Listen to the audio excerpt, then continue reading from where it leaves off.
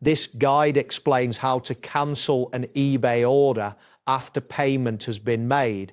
You will learn how to navigate your account, check the status of your order, and communicate with the seller effectively to ensure a successful cancellation. Begin by logging into your eBay account. Once logged in, locate the My eBay section at the top right corner of the screen. Click on it, and from the drop-down menu, select Purchase History. This section displays all your recent orders, allowing you to find the specific order you wish to cancel. After accessing your purchase history, scroll through the list of orders to identify the one you want to cancel. It is crucial to check if the item has already been shipped, as cancellation is only possible if the seller has not dispatched the package. If the order is still in processing, you have a better chance of successfully cancelling it. Next, look for the Cancel Order button next to the respective order if it is available.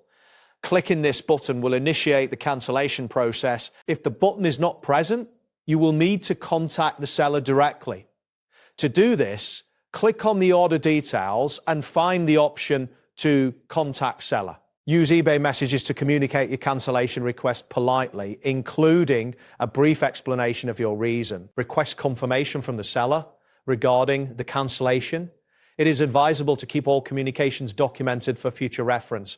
Prompt communication can help minimize any potential disputes about the cancellation process.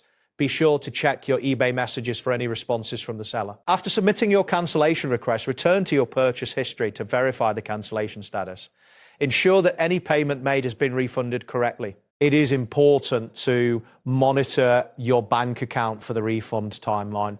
If you notice any delays in receiving your funds, notify your bank for assistance. Keeping documentation of the cancellation and refund process is essential for your records. That wraps up today's guide. Thanks for watching, and catch you in the next tutorial.